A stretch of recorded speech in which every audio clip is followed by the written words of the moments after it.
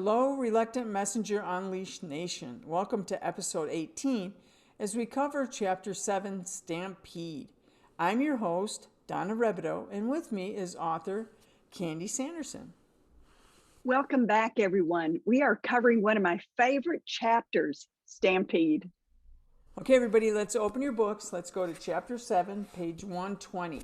Now, this is a long chapter and it's filled with amazing details and confirmations. It starts out with you announcing that your second grandchild was scheduled to arrive in May 2016. And you hide that information among other details about work. It was nearing the end of your school year and you were swamped. That's kind of tricky. We have no idea how significant the birth of your second grandchild will be, and we don't know how any of these details relate to the chapter's title, Stampede. We learned later that you were setting the stage for some very important events. Tell us about this, Candy.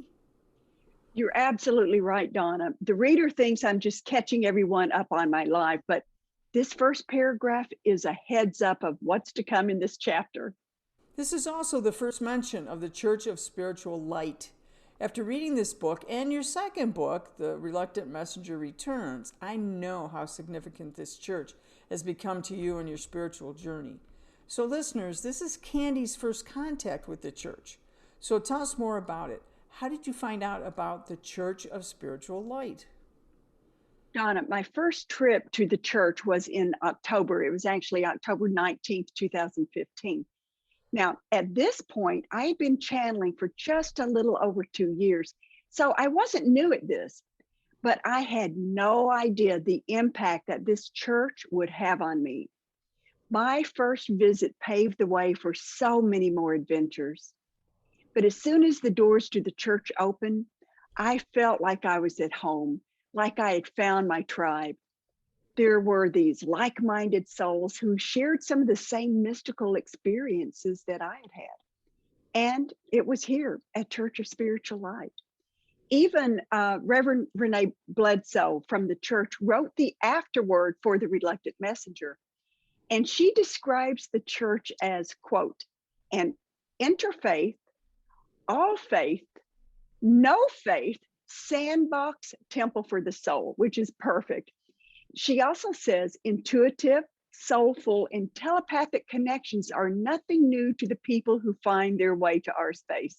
Well, I found my way to that space. It's only 30 miles away from me in neighboring Fort Myers, but it's an hour's drive on a good day, and during season, it's much longer. But one of my friends had been to the church. He had gone to their crystal bowls and healing meditation, and he said it was fabulous. He wanted to take me and our mutual friend, Maria. So we went. But what's so fascinating about this experience was the validity and the confirmations that I received immediately after this event. So you got to share what happened. It's important for our listeners to hear this story. No doubt your first visit to the Church of Spiritual Light was a game changer for you, right, Candy? Oh, absolutely it was, Donna. I had been channeling for a while, but still in the back of my mind, every once in a while I'd have doubts and I would think, I think I'm just making this up. So my background as a psychologist was always demanding data. I wanted supporting evidence. And wow, did I ever get it on that day. So Scott, Maria, and I drove to the church, and we arrived just a few minutes before the meditation was to start. It was my first time in. I stepped in the building, and there's this really large room. There were several crystal bowls set up in the middle of the room, and there was a lady sitting there getting ready to play them. Now, I had been to a few crystal bowl meditations, not many, but enough to know that she was going to use this leather-covered mallet to play around the rims of the bowls. And when she would do that, it would fill the room with all these vibrations, these that are supposed to be healing. But at this event, in addition to the bowls, they had 2 Reiki masters. And Reiki is healing energy using your hands, but the Reiki masters would be going about the room, giving their healing energy to each person. And the way they do it, they'll put their hand above you. They don't touch your body, but just they're working on your energy field. But even though they don't touch you, you can feel the energy. It is so powerful. So I thought Reiki with the crystal bowls, I'd never done them together. And I was excited. I thought this ought to be fun. Now, the two Reiki masters that evening were Al and Linda. And since then, Linda's become a good friend of mine. But let me tell you how it started. When we walked in and registered, there was background music playing. And Scott and Maria and I looked, and there were like 3 mats on the floor together. It was like perfect just for us. So we claimed them and we'd lay down. We had blankets and pillows we brought from home. And we knew that within just a couple minutes, the meditation would start. Now, I had already known by this time I would have to have a journal with me. I would have to have pens close by. So I set those up right next to me, so just in case. And on the bottom of page 121, I described the first thing that made me pay attention. Reverend Bledsoe started to fade the background music, and that was a clue for the crystal bowls to begin. It was beautiful. It was a seamless transition, except all of a sudden, Donna, I heard drum beats.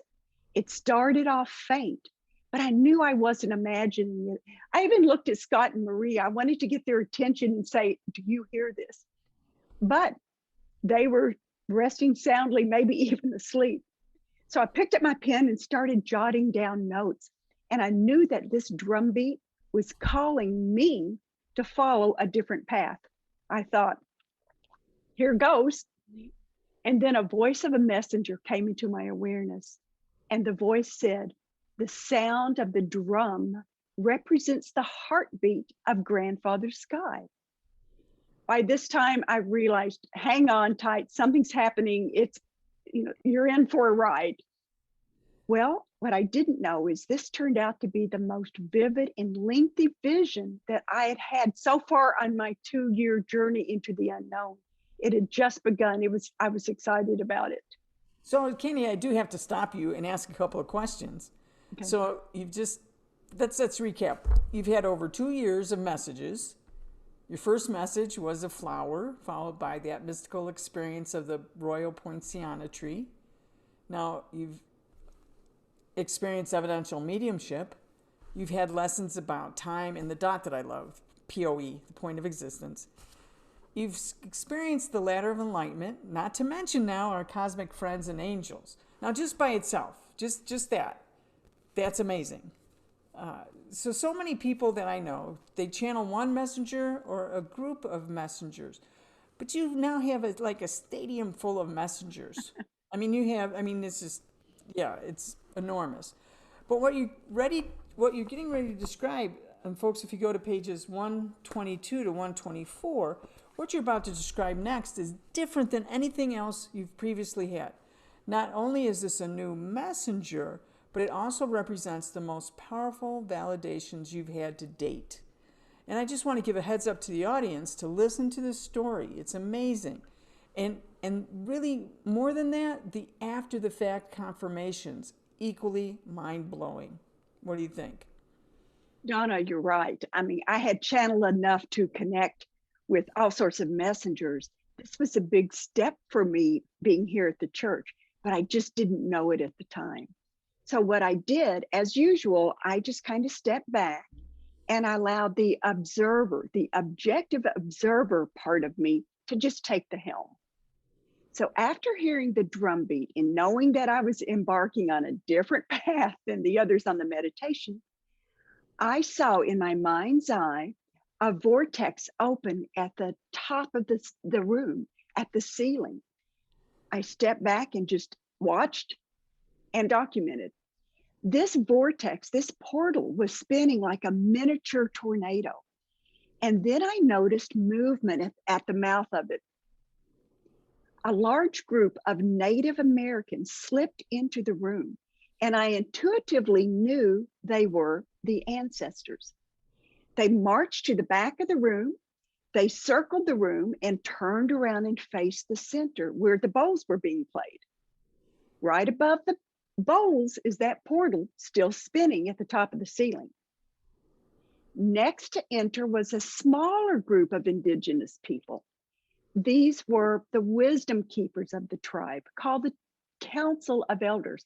Now, you've got to realize, Donna, I didn't know any of these terms back then, but these were the names given to me as I entered the room. They too went to the back, they circled the room and faced forward. The third group to enter brought tears to my eyes. At this point in my spiritual journey, I have become very energy sensitive. And needless to say, the power, the compassion, the love that came from this group made me cry. These were angels. They floated to the back of the room and then they turned to face the center. I then noticed more movement, and I was shocked when I saw a buffalo calf appear. It was solid white. It was standing on wobbly knees. It had pink on its eyelids and on the inside of its ears, and its eyes were a milky blue. I'm thinking, this is nuts, this is crazy, but I'm just observing. I want to see what's going to happen. Seconds later, I saw more movement, and I honestly expected to see a huge mama buffalo step out. Right. But no, instead, there was this beautiful indigenous woman who stepped forward with a message. And I want to read this to you. So we're going to page 123. This is dated October 19th, 2015. The white buffalo calf represents the energy manifestation of what is required for healing. It represents innocence, complete surrender, purity, passion, the open heart, and playfulness of the child. When you are in a state of innocence, a state of awe, a state of acceptance, a state of purity, anything and everything are possible. All healing takes place when this occurs. This is the energy required for miracles. All right, Donna, let me share something else about this event. Okay. When I read this chapter again for this episode, I realized something significant, something new, something I had not seen before. These groups coming in and the order in which they came, I realized they represented us, humanity, and our different stages of development on our path to enlightenment, from the 3D to that ultimate transformation to unity with all that is. Let's look at that outer circle, the ancestors. They're larger than all of the others in numbers. They represent the masses of people. From them come the wisdom keepers, the council of elders. These are the ancestors who have stepped forward to enter the beginning stages of enlightenment. That's why there were fewer in number. They are those select few that have begun this process of enlightenment. These wisdom keepers have stepped beyond their 3D lives on earth, and they are summoned by the angels. I thought it makes sense. Our angels and guides are the beacons. They call us to step forward to transcend. It's a great analogy for enlightenment, and I never saw it till just a couple of days ago. But we come from the common ground of 3D reality, and we step just beyond that world of physicality enough to become the wisdom keepers. And because we've stepped beyond the world of physicality, we begin to communicate with the non-physical realms, the realms of angels and guides. So the ancestors, the council of elders, and the angels had all circled this portal to the divine, waiting for their main event, white buffalo and white buffalo calf woman. Now, I'm going to skip ahead to page 129. And this is for an aside remark. Okay. The messengers on page 129 actually compare white buffalo with other ascended masters, including Jesus, saying that they are all representatives of source, representative of the unity of all that is. When I read those statements, I realize that the analogy continues. The angels connect to white buffalo in white buffalo calf woman, who is a representative of source. There it is, right in front of my eyes. Humanity's transition from life on earth to the divine, which is just on the other side of that portal. And Donna, I think it's so cool that I hadn't even realized this obvious parallel until this week, when I'm rereading this chapter to prepare for the interview. So this event becomes significant years later on yet another level. Candy, this speaks to the timeless wisdom of the messages. We've seen it time and time again. You'll reread the chapter to prepare for this interview, and you get these new insights. And do you realize at the beginning of this video, you used the words, "I found my tribe"? You sure did. And this, it's the Olympic week, the opening ceremonies. It reminds me of the March of Nations at the opening ceremonies, which they just was this week. And I don't know if you know this, but I was actually attended the opening ceremonies of the 1980 Winter Games in Lake Placid. Wow. The games were so pure, and they weren't tainted yet by corporations and money.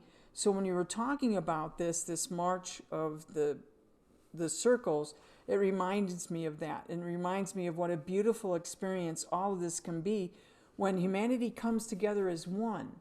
This is a beautiful experience. But the next part too is really beautiful, but for different reasons.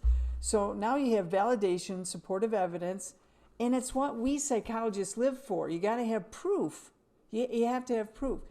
It's what makes things like evidential mediumship so powerful. Not just a loved one saying, "Oh, I have your dad over here and he loves you." You got to say your dad was an accountant, he worked, you got to have the proof. It's the proof that's in the pudding.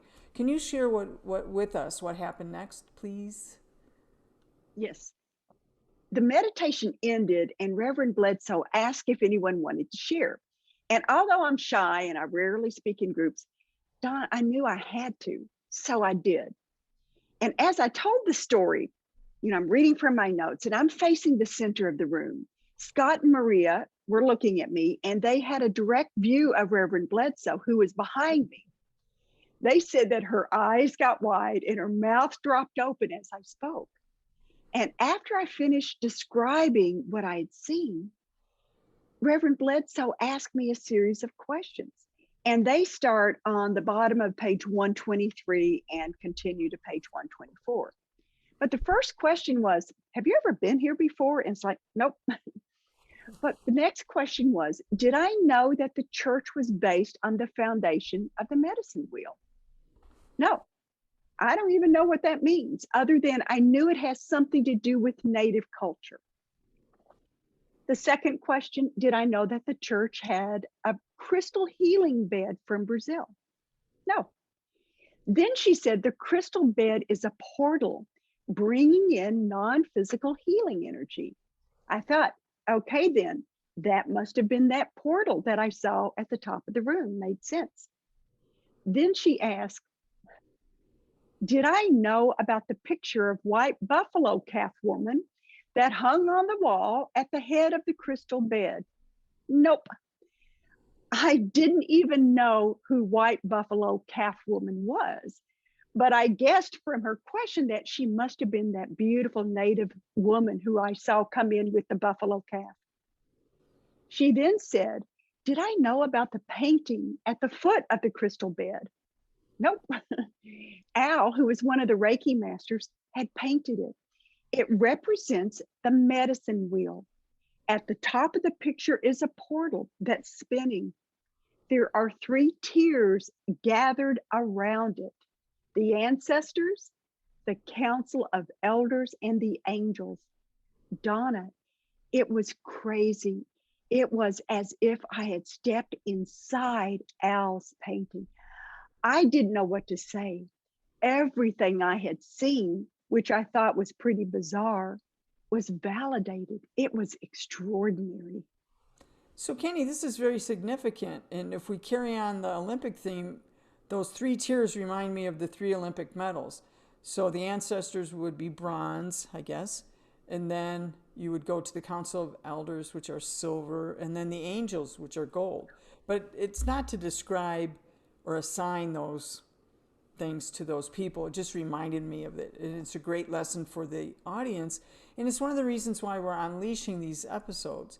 It's the behind the scenes story that are especially important, especially this one. And it's because you chose to share what happened. So when you told your story to the group, you opened up the door for confirmation. What if you hadn't said anything? You would have never known how accurate your visions were. So everyone, it's important to remember this. When a message comes to you, like it did with Candy, don't be hesitant to share. And a lot of people are afraid because they might seem foolish. And maybe sometimes you'll be embarrassed or whatever. But what if she decided not to say anything? She would have just gone home, totally unaware of the magic that had just occurred. And Candy, that's a really important lesson for everyone. Yes. And because I did share, Donna, it made room for more information to flow. You know, remember how I often describe energy like water going through a garden hose? The hose starts off, it's a little crimped, but once the water begins to flow, that hose opens, the channel gets wider. Same with me. As I started talking about the experience, I allowed that energy to come flooding out. And this was an opening to all of the things related to white buffalo that we hear about through the rest of the chapter. Yeah, and speaking of the flooding this is flooding also into your awareness. Let's turn to page 127. Okay. So just 1 month just a month has passed when you get this huge download from White Buffalo. And this time he came to you in a dream, but he just didn't stay there, did he? When you got up the next morning, it talks about, he gave you that download of information, and these are basic tenets to live by. And that was a new experience for you, wasn't it? Yes, and on several levels. First of all, in this dream, it was a lucid dream. That means I was fully aware that I was dreaming while I was dreaming. And I saw him so clearly. I can see him right now. He's standing there, actually at the edge of a forest, and he's looking at me. I felt his energy, and it was so powerful. He did not say a word. He didn't need to. I immediately knew, it's like, I want you. You need to communicate with me. So when I woke up the next morning, I went immediately to my computer to type in the message that he was about to share with me. I didn't even have time. I didn't even take time for coffee, but which is unusual, but it took more than 30 minutes as I got this download of information. But White Buffalo gave me 6 basic tenets to live by, and he explains each one of them. They include honor, respect, love, obey your heart, forgiveness, and the 6th one was harmony. This was a wake-up call, a call for unity. And everyone, here's what I suggest that you do. So I want you to go back through page 127 to 131. And I would like you to read through the explanations behind the tenets. It's fascinating. And these are age-old laws to live by. And they're just as relevant today as they were hundreds of years ago, because they're called ageless wisdom. And that also tells me, Candy, how powerful White Buffalo is. Now, I don't know if we've said this, but I'm from Buffalo. I'm from Buffalo, New York, which is an extremely, entirely Native American area, Six Nation territory. So this entire chapter spoke to me. So it was a really good chapter. And throughout the rest of the chapter, White Buffalo comes to you with messages, including visions about your soon-to-be daughter, Shalane. Granddaughter, yes. Granddaughter from Cassie, your daughter Cassie's daughter, your granddaughter Shalane. What was what was very different about this, because you had a shared vision with Catherine. That's unique. And can you tell us about that, Candy? Yes, over the months, White Buffalo would visit me in my dreams and come to me with messages. But something really significant happened in April of 2016. This is the month before Shalane's birth. In the first week of April, Catherine, she was a friend of mine that I'd met through Monroe. We had been to programs together. She called me. First of all, that was a shocker. Catherine and I had connected over social media, but we had never, ever even spoken over the phone. So when she called me out of the blue, that was my first clue to pay attention. Something's going on. The second clue, one of the first things she said was, I don't know why I'm calling, but we both knew that we would figure it out soon enough. We knew there was a reason behind it. And we did figure it out, starting with Catherine's next sentence. I still remember it, Donna. My jaw dropped open. Catherine said that she had a vision of White Buffalo Calf Woman. Now, she's living in Arizona. She knows who that is. Right before she called me.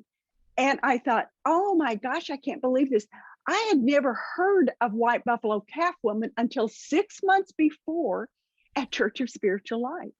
And here's Catherine just name dropping her in casual conversation. We realized that was the reason behind the call.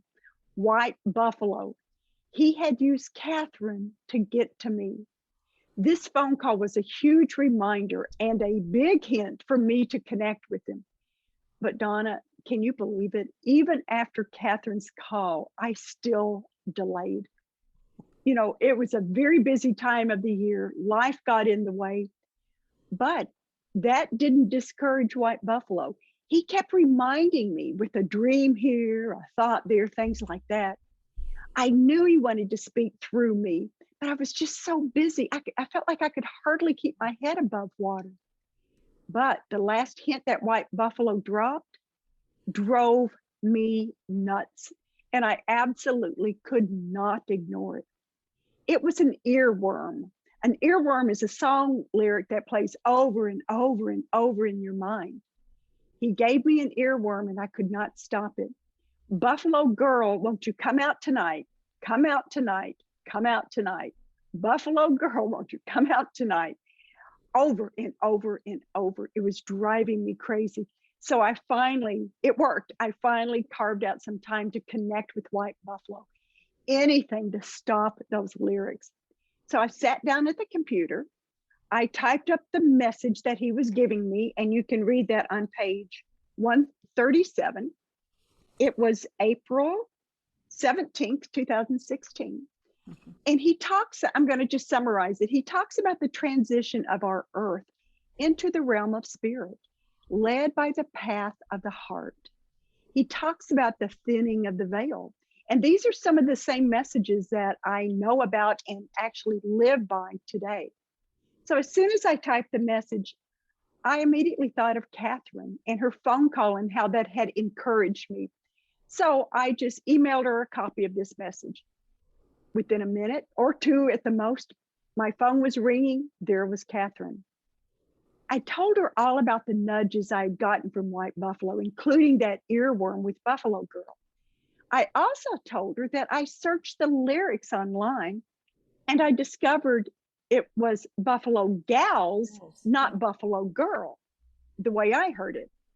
And I told her, I said, I don't know why I had gotten it wrong.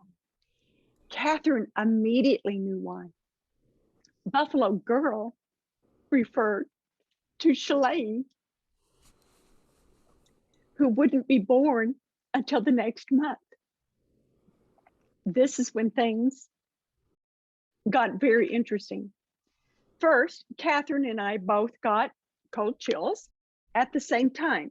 Now, that's a huge validation for both of us. Then a vision started. I saw my daughter, Cassie, lying on her back, her pregnant belly facing up, and then a tanned white buffalo hide floated down to cover her body. along with a message that said the white buffalo skin protected Shalane and Cassie. As I spoke the words of the message from White Buffalo, as I'm getting the message, I'm telling this to Catherine, and that message is on page 140. Catherine and I both felt a shift of energy. Catherine described seeing a herd of buffalo stampeding toward an open gate in this huge fenced area. And as she said that, the most incredible thing happened, Donna. I saw it too. And then we were both talking back and forth over each other. We both saw a little girl with curly blonde hair, about 3 years old. She was standing on the lower rung of a fence. She was wearing cowboy boots, her hair, and she had this short, brightly colored dress. It flew up in the wind, created by these stampeding buffalo. Here we were, Catherine in Arizona and me in Florida. We both literally felt the ground shake as these thunderous hooves from the stampeding buffalo rushed through this open gate, through this portal. And we both knew that Shalane would be born with the sacred energies of white buffalo in her soul. You know, Candy, I love that you share this. This is very powerful. I love that you share this. You know, last night I was listening to you just did a broadcast with the Rocky Mountain Meditation Group of Monroe, and I was listening to that, and you talked about your husband coming with Lorelei. You know, as she was being born, before she was born. Before. So you got to know that she was a girl before Cassie knew she was a girl. And now, White Buffalo Woman with Shalane. You know, what an experience. And the fact that you shared this experience with someone else makes it really, really significant. And so I just love how this chapter is unfolding. I love how it unfolds. And we know now we know why you mentioned you were expecting another granddaughter at the beginning of the chapter. And now we know why it's called Stampede. And I love seeing what had started at a crystal bowl healing ceremony has now grown to something that includes your daughter and your granddaughter. How wonderful blessings and fascinations. And then I want to go to page, if everyone would turn to 141, you discover that White Buffalo had already influenced your daughter and her husband in a not so subtle way by decorations of the baby's nursery. And what an interesting way to validate, another validation and confirmation. And it hadn't even happened yet. It's a physical manifestation, what was to come with White Buffalo. Can you tell us about that? Yes, Donna, that was one of those totally unexpected validations that make you smile. After Catherine and I shared with this once in a lifetime vision, it's like we didn't know what to do with it. So we just shifted gears.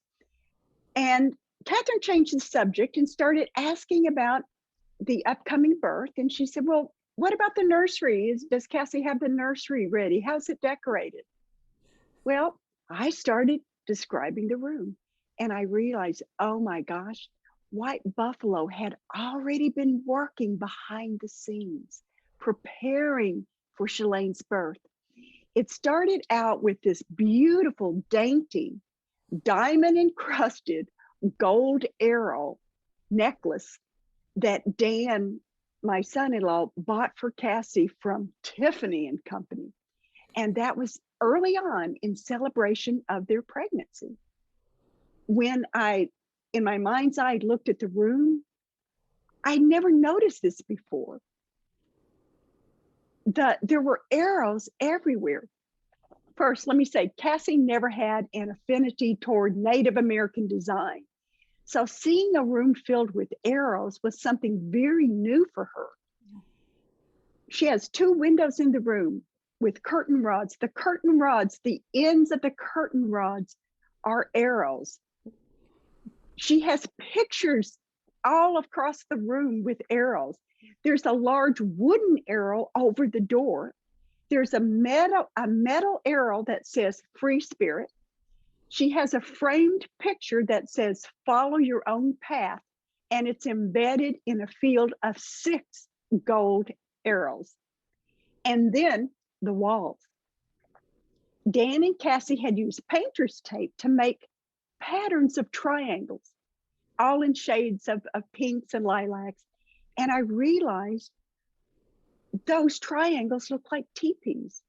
But from another perspective, it looked like a large patchwork quilt, reminded me of that blanket from White Buffalo. It was perfect. This is crazy, Candy. It begs the question, why did Dan pick out an arrow design, that necklace, and then did they realize that they continued to decorate the baby's room with that theme? I'm really curious about that. Donna, I've never even thought to ask them that question. I mean, it's fascinating. We know the reason behind it. Yeah. It's White Buffalo. But I'd like to hear what Cassie and Dan have to say. I'll have to ask them that tonight. Oh, yeah, please. But let's get back to what you were saying. And we're talking about all these validations, but it wasn't the last validation from White Buffalo, was it? Tell us about that connection between White Buffalo and the angel class a few months later. That was another fascinating and surprising validation. During this angel class, I had another physical manifestation from White Buffalo. It was a gift that honored Shalane's birth. I received an egg-shaped polished stone called howlite, and I received it on the week that Shalane was born. The egg shape, of course, represents new life. However, I didn't even realize it until I was writing the book, Perfect. I looked up howlite and I discovered that it has a few common names. Guess what? What? It is called Sacred Buffalo and White Buffalo. And I received this after completing what? And I didn't get this till last week or this week when I'm preparing, an angel class. So once again, it's that connection from White Buffalo to the 3D by way of the angels. It is that connecting for us, that connection. But there's more to the story that people can read in this chapter. But basically, I was supposed to receive this stone right after my first Seraphim Blueprint angel class. And it's called what? An opener, which is a significant name in itself. Receiving this gift was mysteriously delayed for over 10 months. It didn't arrive when it was supposed to. Instead, it arrived the week Shalane was born. If it had arrived when it was scheduled, Cassie wasn't even pregnant then. So there was no symbolism of life by the egg shape. And I had not even met White Buffalo. So there was absolutely no connections for me to understand. So it was a perfect gift and perfect timing when it arrived 10 months after it was supposed to. Everybody, things happen when they're supposed to. Can you believe this? And this is one thing I've learned from this book and from this YouTube channel is there is a greater perspective, but we don't always get to see it in what we call real time. But when we trust our angels and guides, we can see how this is flowing, how things flow. And learning to trust, and in learning to trust, we get what we need when we need it. And think about it. That gift was delayed for over 10 months to be able to make it to this perfect timing in divine order. So Candy, when we get to this chapter's end, we hear about another message from White Buffalo, but this time we learn it's from you. Or is it? Can you explain this one to us? Short answer, no. I cannot explain it, but I can describe it. Okay. This was another first for me. When it occurred, I had had many firsts since that early morning commute when I had that message about the flower and that mystical experience with the Royal Poinciana tree. But those experiences paled in comparison to this one. On page 146, I talk about something that I later learned was called shape shifting. It was November 7th, 2016 at the top of the page. I was back at Church of Spiritual Light for another crystal bowl Reiki ceremony. I was accustomed to these visions by now and what we might call bilocation in the 5D. I could be in multiple places at the same time, like participating in a vision while also observing and documenting the vision.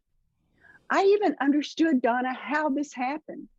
By using the tools that the messengers have given us, we have learned how to shift our POE, our point of existence. And like a bridge connecting to different aspects of ourselves, we could slide our awareness from one aspect to another. And it's actually became as easy as turning a dial. But this was different. While in a vision, I saw teepees in the distance. I was standing on a snowy plain when the observer, me, the one who's journaling the experience, started getting a headache. Now, that's odd for me, Donna. I don't get headaches, but I felt my skull expand like a balloon until it shifted into the shape of a buffalo's head. I literally felt something on the sides of my head, and I realized horns were growing. Next, in my mind's eye, my body twisted and turned until I morphed into a frame of a huge white buffalo. When this occurred, my total POE, my total awareness was there. It was cold because there was snow and sleet everywhere, but I was warm. I even shook my head and I heard the tinkling of icicles that had formed in my matted hair as a buffalo. I blew air from my nostrils and it looked like steam coming from a locomotive. I had become white buffalo. And then the message came. On page 147 at the top of the page, I'm going to go ahead and read this first paragraph. I was speaking now as white buffalo. I exist in this perfect balance between dimensions. The spirit world lies just beyond this blanket of energy that protects it. It is like the frozen waters. The waters are deep, but in stillness, there is reflection of both worlds. I then looked down and noticed that I was standing as a buffalo on a frozen lake. I saw my reflection and I understood that I represented that as above, so below concept, a concept that I had known nothing about before I had begun channeling. You know, the message continues and it ends with a statement about allowing guidance to lead you on this most sacred path of wisdom.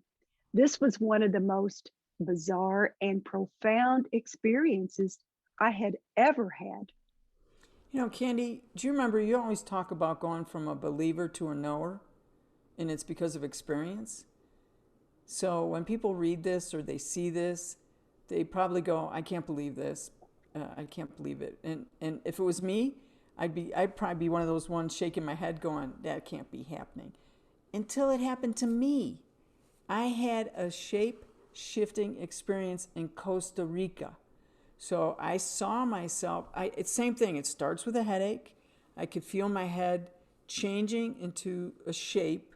And at the time I didn't know it was a Black Panther until I was staring at my hand turning into these claws. So, Wow. yeah, so I really understand what you're talking about. So I thought, what a great way to end this chapter. So you've taken the reader from your first experience with the white buffalo in October 2015 at the Church of Spiritual Light and moving to November 2016 where you literally became white buffalo and gave a message. Not only were you channeling, but you also were shape shifting, which is really important in the Native American community. It's amazing, simply amazing. So True to form, you share the research you did after your experience, and you tell the readers that the White Buffalo prophecy has been a part of their culture of the Lakota Sioux Nation for a long time. And living in Arizona, I knew about White Buffalo Calf Woman, but she was totally new to you, wasn't you? Didn't know that. I'm guessing your upbringing in Western Kentucky didn't include information about White Buffalo Calf Woman. Yeah? Did you know about her? Well, you can bet your bottom dollar that I knew nothing about her. I had never heard of White Buffalo Calf Woman until I met her during that first visit to Church of Spiritual Light. And the research that I did after the fact supported so much of what I had experienced. What I read, it talked about the basic tenets to live by. And it's like, that's exactly what I had received in the vision. Everything had fit together perfectly with this research. I loved the validation. I loved it too, Candy, and I can't wait to hear. Maybe the next one we do is the adventures of your two grandchildren that have been so blessed and honored. That would be a very interesting thing to follow. I agree. And right now, it's a good place for us to stop. So I want to thank you, Candy, for sharing all of this with us. And I want to thank our listeners for joining us as we unleash the stories behind the reluctant messenger. On the next episode, we'll be covering Chapter 8, The Crystalline Grid, another fascinating chapter. So as always, don't forget to do your homework and read Chapter 8. Thank you, Donna. You are such a wonderful host. I really appreciate you.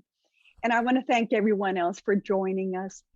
We would love to invite you to like the episode, subscribe. We're always looking for subscribers, leave comments, and share our channel on your social media. And remember, it's so important to be kind to one another. So until next time. Next time. Bye. Bye, Thank everybody. you.